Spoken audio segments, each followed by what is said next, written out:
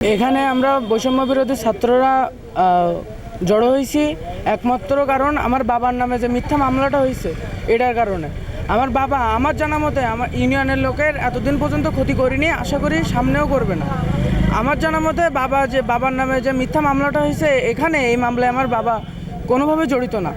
এখন আমার দাবি যে যারা কোনো অপরাধ করেনি তাদের নামে মিথ্যা মামলাগুলো কেন হবে, তারা কেন এই মামলাগুলোর নামে ভুগবে? আমরা তো সবাই বৈষম্য বিরোধী আন্দোলনে অংশে ছিলাম। এখন এই যে তাদের সাহায্য করার বৈষম্য বিরোধী আন্দোলনে আমার বাবাই নিজে আমাকে যাইতে বলছিল, আমার বাবা এই আন্দোলন করতে আমার সাহায্য করছে। এখন এই দেশটা আমরা নতুনভাবে স্বাধীন হয়েছে, এখন এই স্বাধীন দেশে আমার বাবা কেন ভুক্তভোগী হবে মিথ্যা মামলার জন্য?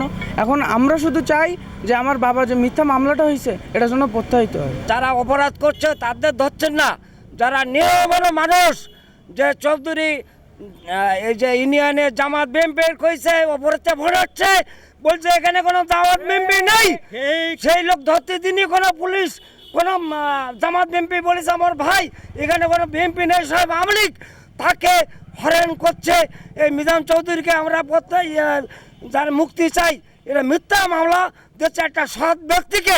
এনজিওর কিস্তি প্রথমবার বিকাশ পেমেন্ট করলেই 20 টাকা ইনস্ট্যান্ট ক্যাশব্যাক। আমাদের 8 নম্বর ধুলিয়ার ইউনিয়ন পরিষদের সুযোগ্য চেয়ারম্যান আলহাজ মোহাম্মদ মিজানুর রহমান চৌধুরী, তার নামে কিচ্ছু চক্রান্ত মহল মিথ্যা মামলা দিয়ে তাকে বাড়ি ছাড়া করছে। আমরা জোর দাবি জানাই যে আমাদের চেয়ারম্যান সাহেব যেন এসে সুষ্ঠুভাবে পরিচালনা করতে পারে, জনগণের সেবা করতে পারে। আমরা এই মিথ্যা মামলা প্রত্যাহারের দাবি জানানোর জন্য আমরা এখানে হাজির হয়েছি। আমাদের সরকারের কাছে একান্তই দাবি যে এরকম মিথ্যা মামলা যেন কাউকে না দেওয়া হয়।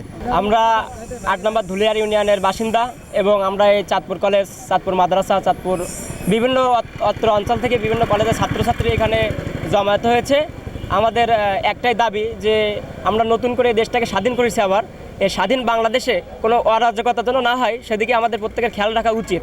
আমাদের 8 নম্বর ধুলিয়ার ইউনিয়নের চেয়ারম্যান তিনিও ভুক্তভোগী হয়েছেন, মিথ্যা মামলা তার নামে দেওয়া হয়েছে। এই মিথ্যা মামলা কোনো শুধু চেয়ারম্যান বলে কথা নয়, মিথ্যা মামলা যেন আর কোনো কারোর বিরুদ্ধে না দেওয়া হয় সেদিকে আমাদের নতুন করে যারা এই বৈষম্যবিরোধী ছাত্র আন্দোলন এদের সবাইকে খেয়াল রাখা উচিত, যেন কোনো মিথ্যা মামলা কোনো কারণ নামে না হয়। আর 8 নম্বর ধুলিয়ার ইউনিয়নের চেয়ারম্যান, তাকে যদি ভালো না বাসতো আমরা এতটা ছাত্র জনতা এখানে উপস্থিত হতো না।